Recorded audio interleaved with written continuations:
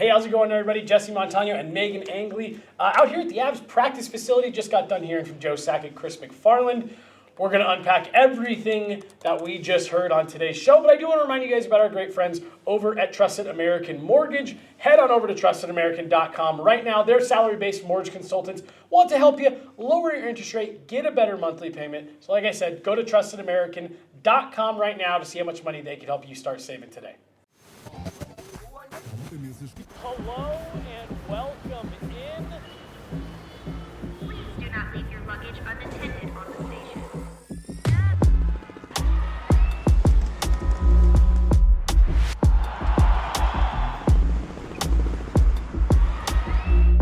Welcome to the show. Hey, how's it going, everybody? Welcome in. Montano, Meghan Angley.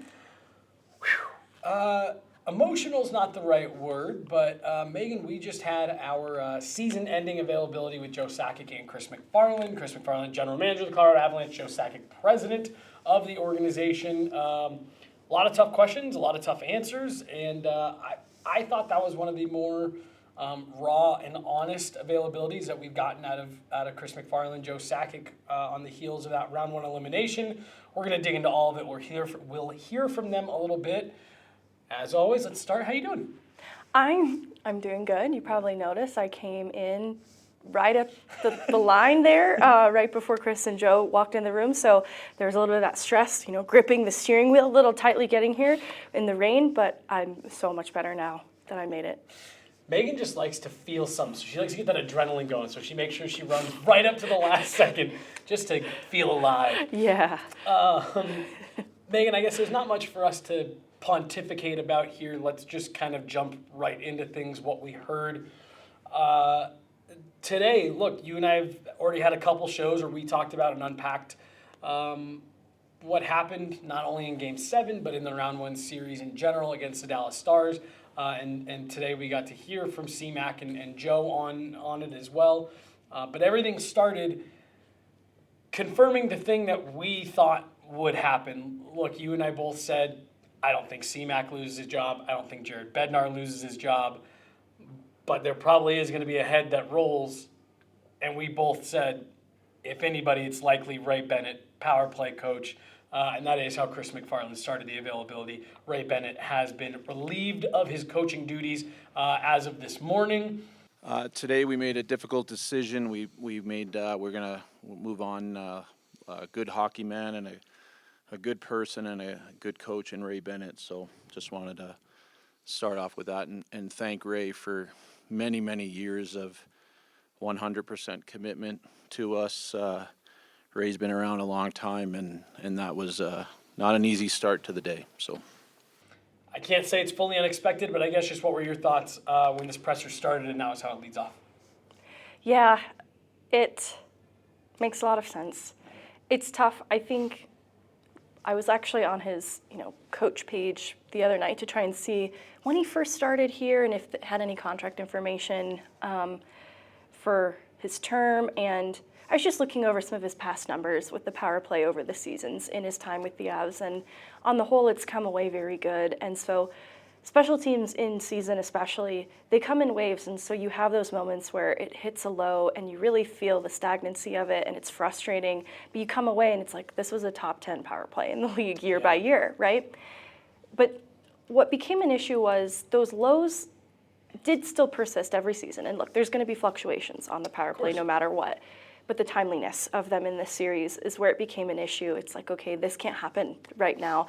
You need to find a path forward because they have 2 overtime periods they lose where they start with some amount of time with the man advantage. And similarly, there's 2 double minor opportunities in this series that they're not able to capitalize on. And so in seeing how thin the margins were at the end of the day, because look, the team did struggle to execute 5v5 too, and that's addressed later in the press conference too. But ultimately, when you look at the timing of the inability to capitalize on power plays and Dallas's ability to capitalize on theirs, you do come away with that being a huge factor in the series. And with the talent that's on the power play, I talked about it pretty authentically in the post-game, a lot of raw emotion behind it, but it's true with that talent on the power play.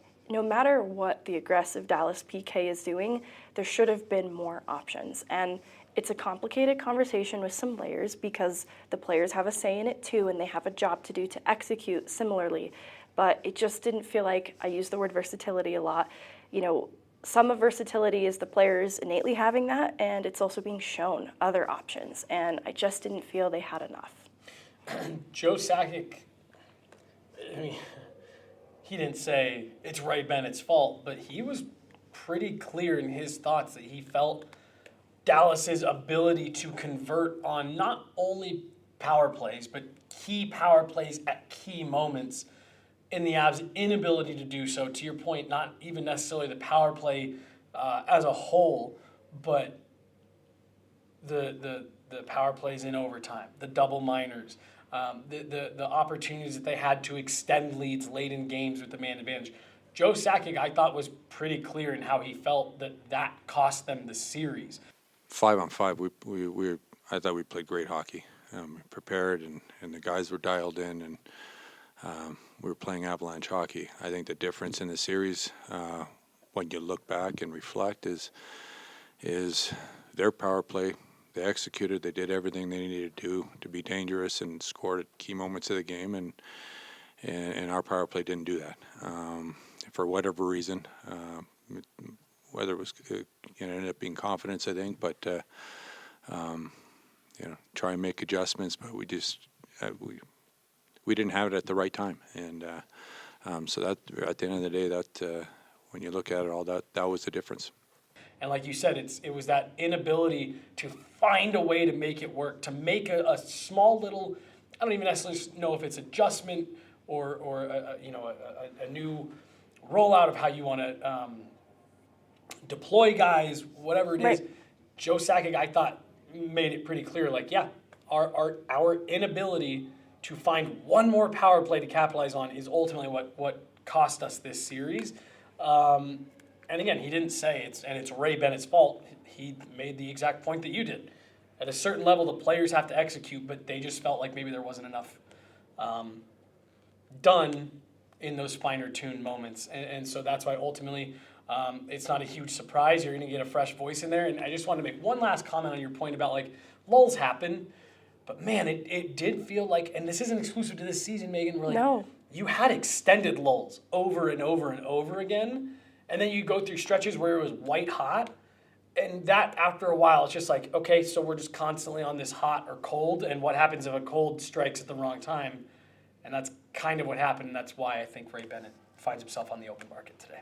And I go back to this in season this year, leading up to the Mikko trade. And I said this adamantly, Mikko Rantanen was not the problem on the power play or on the whole with the scoring, but the scoring was down over a 20-game stretch around Christmas into mid-January, just ahead of the Mikko Rantanen trade. And really the scoring was down within the depth. And so that's why, too, there's that urgency around we need more depth on this team. All of our goals are coming from the same 5 guys. But similarly, those top 5 guys are not converting on the power play. And since the goals are down on the whole, we really need that right now in season, right? They're still battling in a very difficult division. And so I can't help but feel like this does extend well beyond this playoff series, though the timeliness of it in series probably was the nail in coffin. The issues in series did sort of lead up to kind of big turnover and change. And again, it's not squarely because Mikko Rantanen was a part of that. It was more so they couldn't agree to a contract and they needed to improve their depth, blah, blah, blah. Everyone knows that story. But I do think the timing of the power play struggling and going a bit stagnant ahead of the Mikko Rantanen trade is an important part of that conversation too. Mm-hmm. Yeah, and we're going to get into the Mikko stuff. That was touched on a lot today by Joe Sakic, Chris MacFarland. But let's go from Ray Bennett to Jared Bednar. And there's really not much to say here, Megan. I asked them what the organization, and before I could even finish the question, Chris MacFarland sat up in his seat and got close to the microphone. For either one of you guys, talking to the players after the game, it still seems like they still have a strong connection with Jared Bednar. I guess just where are you guys at? Where's the organization at confidence-wise in Jared's ability to lead this group? 100% confident Jared's our head coach. Didn't leave any room for gray, no interpretation. Jared Bednar will be back behind the bench next year. Yeah, I had a note in here. Well, 1, he's won at every level. I've seen a lot of discourse around Jared Bednar and inheriting such a stacked team in the 2022 season that you didn't really need a coach necessarily to bring them to that win because of how deep and well-constructed that team was. And I want to push back against that narrative because of... That's a crazy narrative. Anybody that's saying that has no idea what they're talking about. This is a coach who's won at every level, and so that doesn't account for the context of all of those teams and the team that he inherited in the 48-point season, bringing them to that point. And that required some of these core players, just entering the league and sort of getting adjusted to the league and becoming more impactful players too. So like Nathan MacKinnon is a huge part of that conversation growing up in the league in addition to that. But the other thing I was going to point out, because I keep referencing this 20-game stretch, right, from Christmas, and I marked it from Christmas to 124, which is when the Mikko Rantanen trade happened. They were 19th in the league for goals for. And Jared Bednar, kind of following the Mikko trade, when he's observing that even with the addition of Netchis and Drury, they're still digging themselves out of a little bit of a lack of goal-scoring hole. And so he's talking about this project around the Four Nations break, that he wants to get more out of all of his lineup. And so this was still happening a little bit, even when Netchis and Drury entered the picture. By the March deadline, day of, so this is before Brock Nelson and Charlie Coyle can come and help this team, they're 8th in the league in goals for. This project that Jared Bednar dug into, you started to get more depth contributions from players like Parker Kelly, Logan O'Connor, Jack Drury stepping up. And I kind of want to point out that we might not, have the tactical reasons in front of us right now, but there was success coming out of the Four Nations break immediately following this project. And so those returns, I think, shouldn't be understated or taken away, the credit that Jared Bednar has over the differences in how his team created coming out of the break. And some of that was they did need depth options. And the other thing is the success of the fourth line. There is such a strength in Jared Bednar as a coach with working with that type of line, those type of players. He can really get the most out of them. And so I don't think it's by accident that that fourth line comes together and becomes sort of this most consistent line. And Jack Drury comes and he's immediately putting up some points. It's nothing crazy. It's not Martin Netchis numbers, but I think some of the success that they started to find in depth scoring, obviously Charlie Coyle coming in helped that bottom line. They were in this place at the end of the year, too, where they had a rotation of capable guys that could slot in, and that's before Landeskog enters the conversation, right? And so I think the success of, one, getting so many new players acclimated in season, right? This becomes a slightly different conversation in the series specifically. You look at a coach to be the guy who's steadying that ship. And it's hard to get the guys at the top of the lineup on board, but as well as the depth. And I think that deserved more credit, especially just shouting out that Four Nations project that he dug into than it got. And it's not exclusive to this season that we see Jared Bednar get more out of his players. The way that Val Nichushkin has been utilized since getting here, a lot was demanded of him, but it made him into a more responsible player. Dallas doesn't recognize the version of Val Nichushkin that exists in Colorado. Arturi Lehkonen, a career year in goals, coming to Colorado, utilized in a different way in Bednar's system. A lot of it already complements the things that Lehkonen does well, but also there's something to be said for Jared Bednar getting a lot more out of his players. So it's not just the depthy guys that I'm talking about, it's the top of the lineup too. And there's a rapport between him and MacKinnon that I think it gets talked about all different kinds of ways. But I think it's something you don't want to take for granted. You bring in a new coach, the respect that they have for each other is, one, built over time. There's a foundation that exists between them, and it's not easily found. We saw the way in which a MacKinnon and Patrick Waugh didn't necessarily work. They weren't necessarily compatible. Bednar finding a line of communication with a player like MacKinnon who can be a bit cantankerous is something I also want to shout out that you don't want to take for granted. The grass isn't always greener on the other side. Yeah, all right, you made a lot of points there, and I think I can basically sum it up into it's not about the last 7 games when you're making a decision of that magnitude on a head coach. There's so many things that you just listed off there about going all the way back to the 2016, 2017, and I have to say this before I keep going. When you're talking about people saying, oh, he inherited the 2022. No, he inherited the 2016 team. That's what 17? It was 2016, 2017. Okay, all right, thank you. Yeah. But that's the team that Jared Bednar inherited. Everything past that, he's part of building. And again, I think that's the point that you're talking about. There's countless examples over the last 8, 9 years, whatever it's been, where to me, that's how you judge that this is the right guy for this job. And you've seen him take them to the Stanley Cup final. His message resonates with the top players in the dressing room. And again, something that when you're talking about moving on from a coach, I think that's usually when it's like, hey, the message isn't resonating anymore. What he's saying isn't landing with the group. It's no longer getting the best out of the players. It's no longer elevating. Using your examples, guys like Val Nichushkin, Arturi Lehkonen, guys are no longer coming in here and thriving. Guys are kind of stalling out. Players that have been here aren't growing anymore. And then on top of that, we can't get over this hump, and that we're not seeing the growth. I just don't think that's the case with Jared Bednar. I think it's fair to criticize the results in the last 3 postseasons. They haven't gotten out of the second round. Again, that is totally fair. And if you want to put a share of that blame on the head coach, I'm sure Jared Bednar takes a share of that blame himself. But to the many great points that you just made, where I'm going with this is, you don't make rash decisions like that when you're dealing in pro sports. We lost, it's emotional, I'm upset, we're moving on. No, you've got to say, are the players still responding to this guy? Are we still more or less getting the results? Are we seeing players improve? Are we seeing growth within our lineup? Are we seeing young players like Sam Malinsky coming in and growing their game to that next level? And if your answer to the vast majority of those questions is yes, look, I do think there is, there eventually does come a time where you say, it's a what have you done for me lately? We haven't gotten the results. We're going to move on.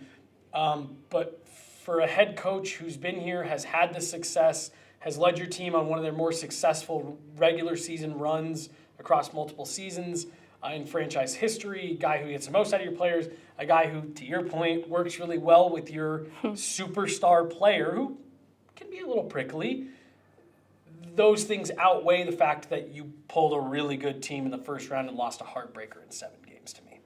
Yeah, I think about Zach Parise last year talking about Jared Bednar providing his players a roadmap to win.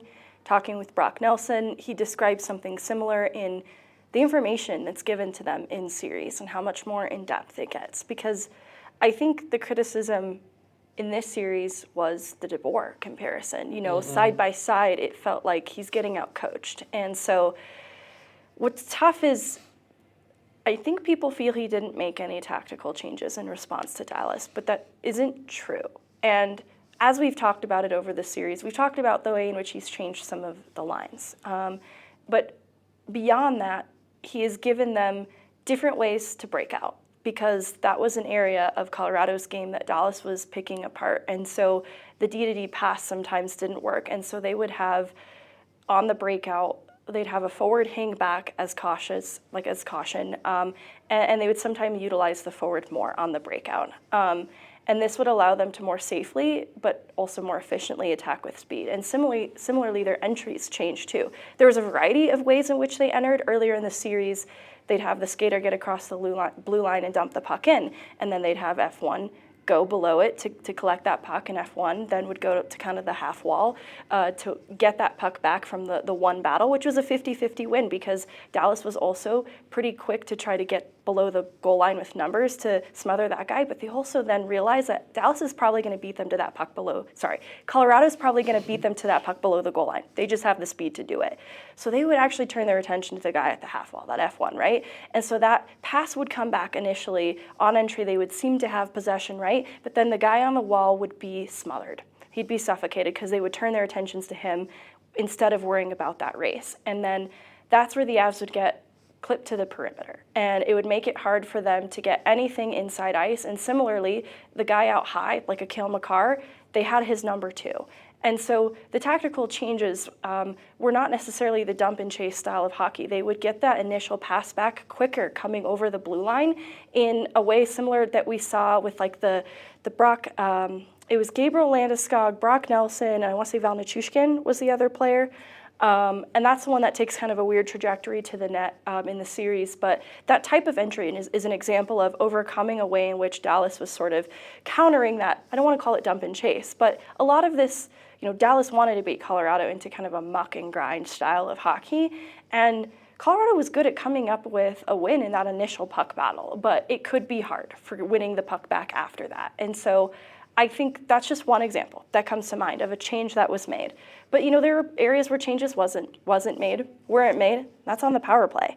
And so that is where there is that frustration that creeps in, and I shouldn't say that. There were some changes to the power play over the course of the series, but it felt like they would revert back to old habits and they would get stuck in that aggressive kill from Dallas, unable to find any seams, just moving the puck around. So it might be tape-to-tape passes, but it's one too many because they can't find a lane to the net.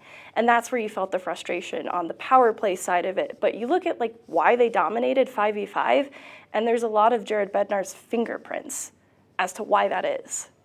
Well, and yeah, like I said, that's why you can't just take what happened in these 7 games and apply it as that's what we're gonna go off of to hire or fire guys.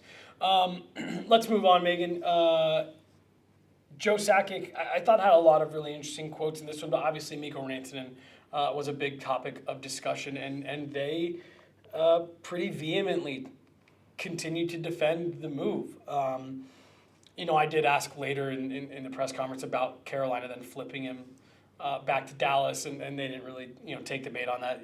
Hey, there's nothing we can do about it. But Joe Sakic said, yeah, we would do it again.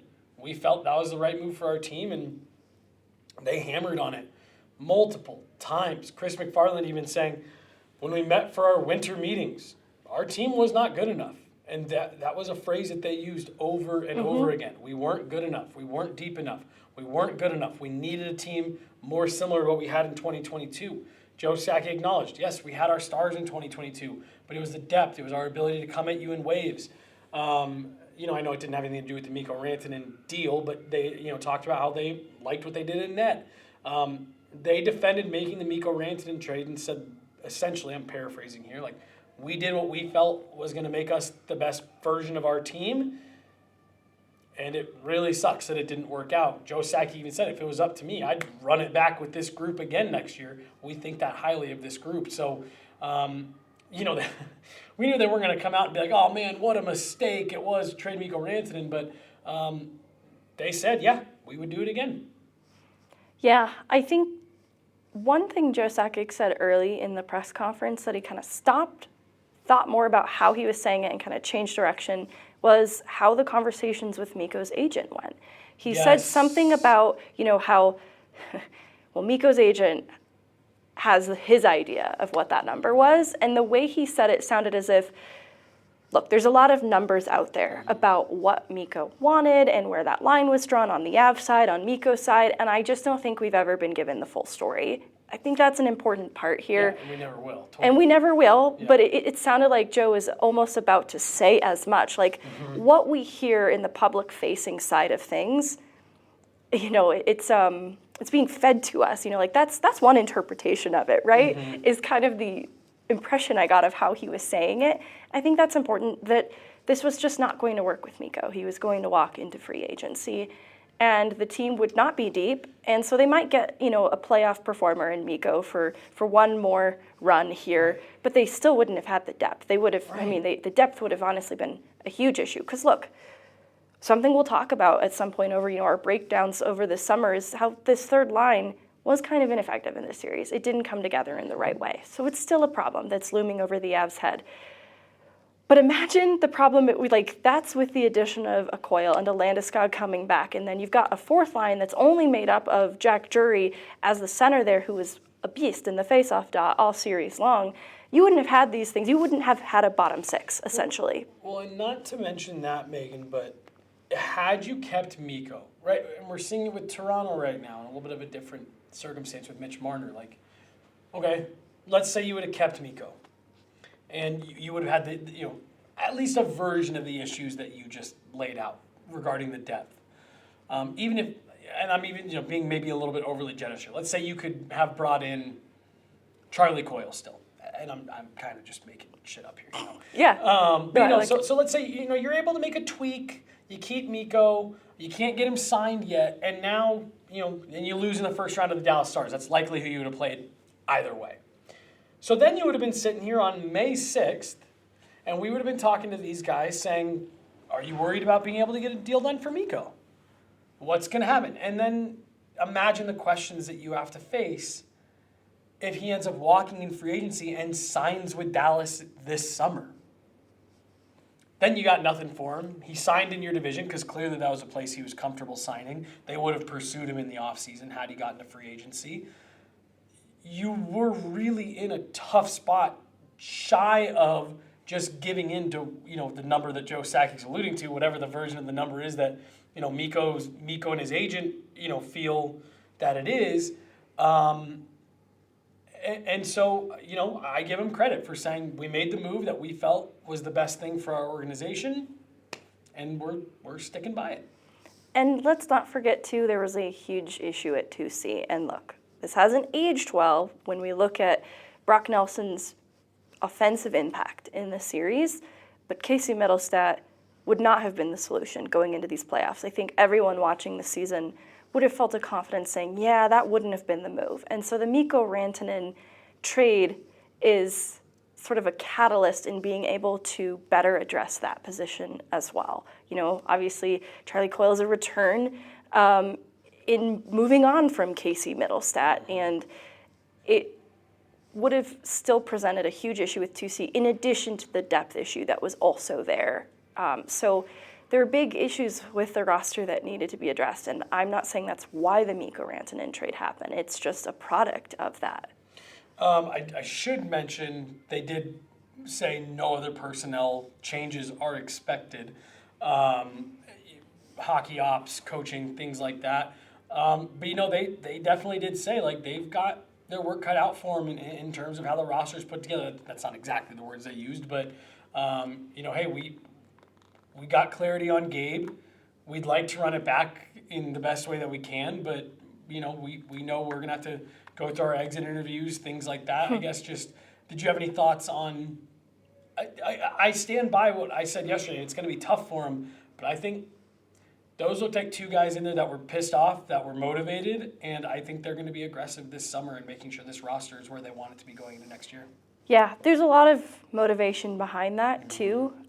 It's how close this team came to getting it done, but also how much they gave up to make it all possible. Yep. And so some of the work to be done is where can we pour back into the future of this window? Because right now there have been so many changes to the immediate to affect this window. And obviously we didn't get outside of the first round, so that's a problem, right?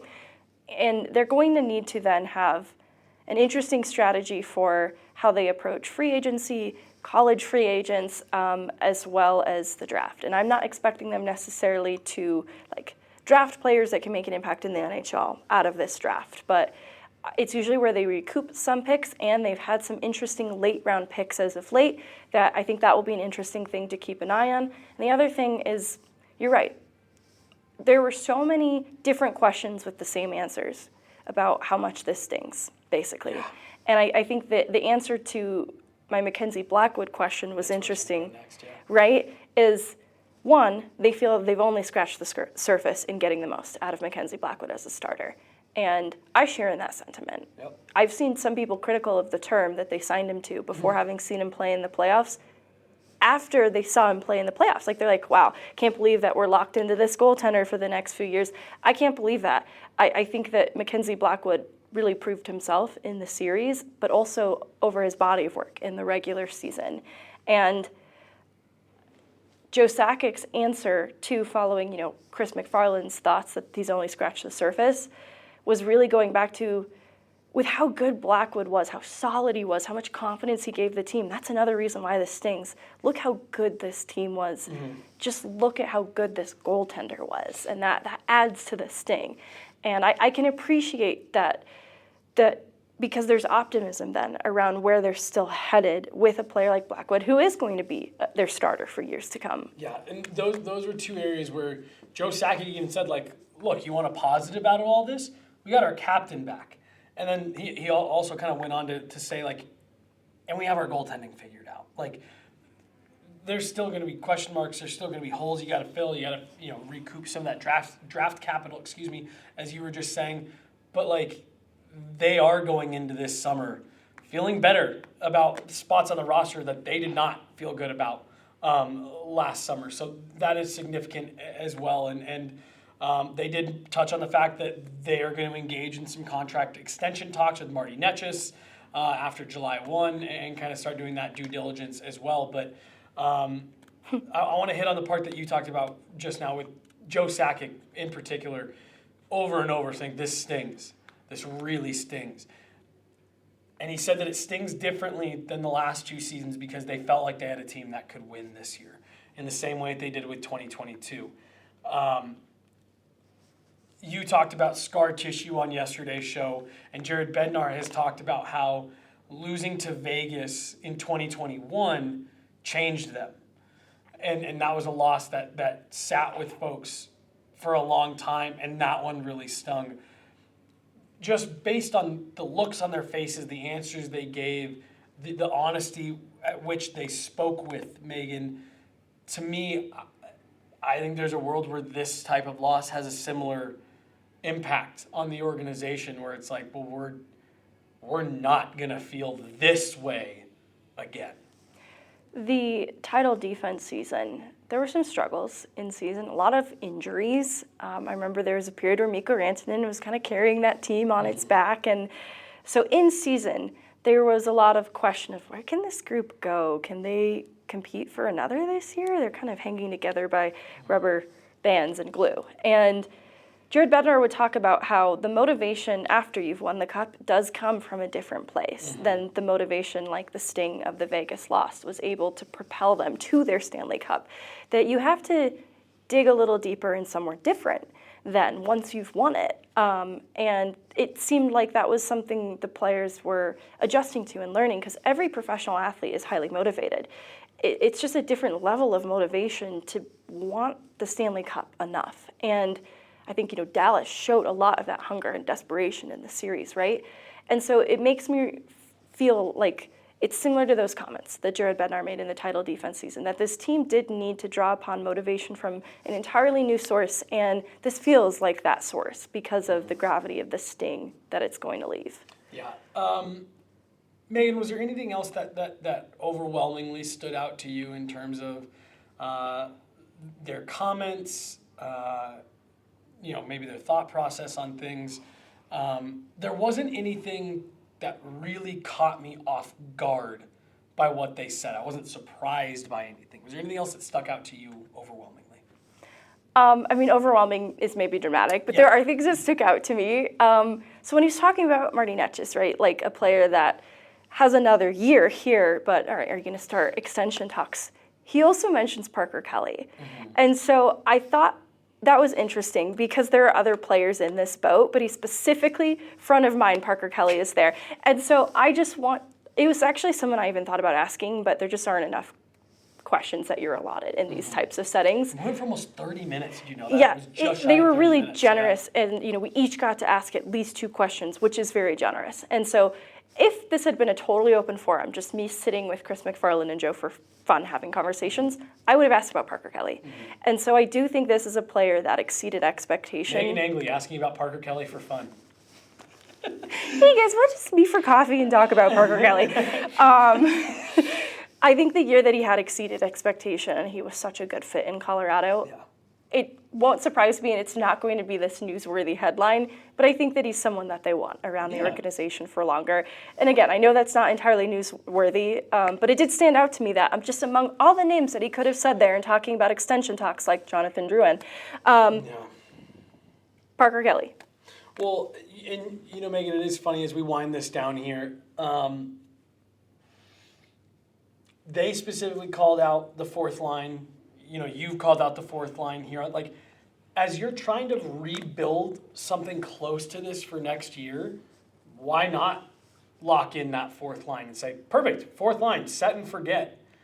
Because if you're having to make tweaks to your third line, maybe find another center that you can, fill in, well, that's a much less daunting task than what they had to do in terms of a total overhaul for this year. So I'm being tongue-in-cheek, giving you a hard time about Parker Kelly for fun. But like, I do think that's not insignificant that he called him out, because to me that does say like, okay, we want to have as much set going into next year as possible. Like, they didn't talk about like how much turnover. I guess Joe Sakic did say at the beginning, like a lot of turnover, a lot of new faces. Yes.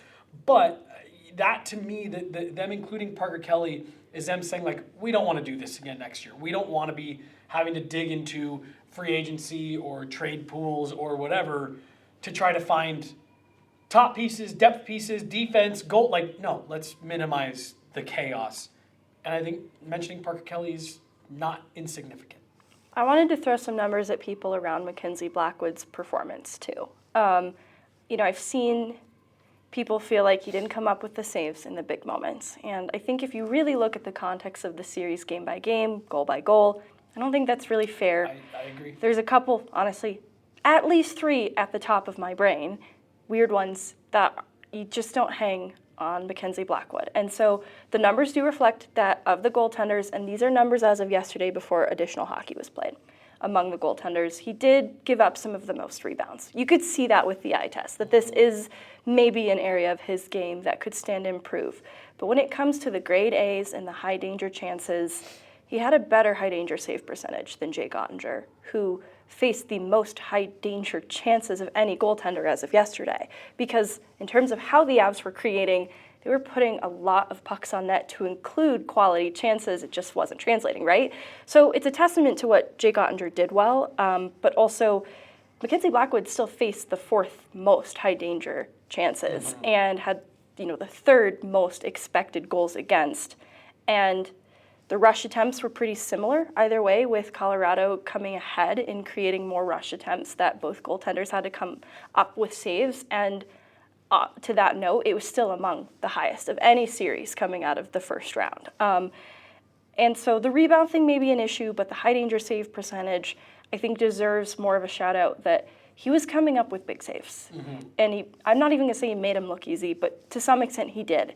And so I don't want that to get lost in the narrative around Mackenzie Blackwood's playoff performance if anyone has any doubt that this is their starting goaltender moving forward. Yeah, I'm with you. Their tandem is set for next year. We're going to give our final thoughts here in just a moment. I do want to remind you guys about our great partners over at Accurate America. You never know when and where the hail will hit when the summer storms come. We got a summer storm. I know it's technically spring still. We got a summer storm rolling in today. It's going to be here all week.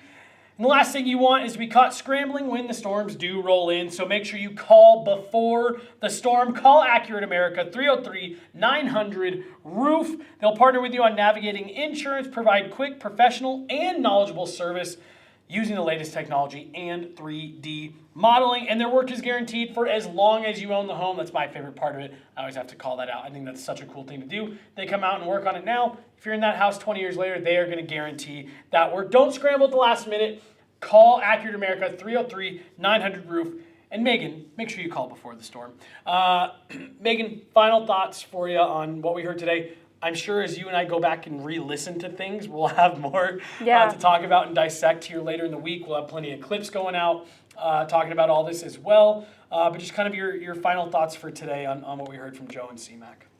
There's kind of 2 things I want to make mention of. One, that there are so many specific topics that we have set aside to talk about with respect to this series that we haven't even gotten to yet. And so when I say that the Avs are analytically the better team 5 of 7 games, I mean in all situations, but we haven't had our special teams conversation. And so I want to put a big asterisk by that for a reason, because they were such a dominant 5v5 team. Obviously, they came away ahead in the 5v5 numbers, most shots for, highest Corsi for percentage, fewest shots against, highest expected goals, and most high danger chances for at 5v5. But because those numbers were so strong, that also is true in all situations. However, this is why analytics need to be used responsibly and why saying they're analytically better is an important qualifier, because obviously results-based, they weren't the better team. Right. And that's because we haven't gotten into our special teams conversation. So obviously, moving on from Ray Bennett. Yeah, and that was why we wanted to wait on the special teams conversation, just for the record, is we had a feeling this was coming, and we wanted to be able to wait to see how that all shook out before we dug into that. Sorry. Yeah. that was a necessary change because of how much the power play impacted this series, as we talked about. And so stay tuned for our penalty kill conversation because Nolan Pratt is still a member of the Avs organization, and we have a lot of thoughts about the penalty kill over this series that you might hate, you might surprise you, but it is something to talk about because it's an area that, Dallas had a lethal power play. So we do need to examine the kill coming out of the series. Yeah, absolutely. And for me, Megan, my thoughts coming out of this one today is that this is a group who is not saying, well, I guess we'll tear it down. I guess we're going to go back to the drawing board and start over. Someone even kind of half floated out tearing it down. And Chris MacFarland goes, what do you mean tearing it down? If we could run it back, we would. We would. So this is a team that is, for as much as they push their chips to the middle this year, with whatever chips they've got left, they are going to do it again next year.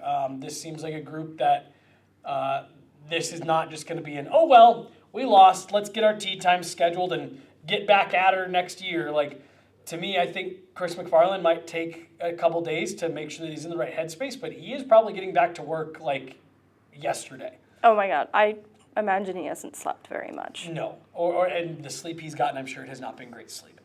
Mikko Rantanen's in his nightmares. I know, and I guess we'll leave it with this. I did ask about that. I said, Joe, you keep mentioning how much it stung. Is there a level that's because Mikko's on the other side? And he was like, no. This has nothing to do with Mikko Rantanen being on the other side. We felt we had a good enough team to win, and we didn't. That's the sting. And so, like I said, if for any of the Avs fans out there that were hoping that they would come out and say, we're firing everyone, we're tearing it down, we're rebuilding, we're starting over, that is just not going to be what happens here, and expect an aggressive summer and into next season from this front office. I'm dropping stuff. We're throwing things at each other at this point. I think it's time to get out of here. That's going to do it. She's Meghan Angley. I'm Jesse Montano. Got Mark just making all this happen for the last month. We don't give enough love to our folks behind the scene making all this happen. So big thanks to Mark for today making all this happen. Check out the full-length Chris MacFarland, Joe Sakic presser available on Grill Sports, and we're going to have all kinds of clips going out to come along with this pod. But that's going to do it. We'll be back at it. We got a Pucks and Prosecco this week that we may just kind of commandeer for more of this conversation, or we might even add another episode in. There's still a lot to unpack. PPP. Playoff, Pucks, Prosecco. We don't want to be talking about this series for the next month. We will move on from it eventually, but Megan, given where this team is at in their competitive window, the moves they made, the personnel that was on the roster, all of that, there is just so much to unpack, and you and I want to make sure that we give all of it the air that it needs. So that's going to do it. Thanks so much for tuning in. We'll be back at it here later this week. More content coming. Jared Bednar locked in as the Avs head coach for next year. Ray Bennett on the outs. The Avs are officially looking for a new associate coach. Thanks so much for hanging out, guys. We'll talk to you later. See ya.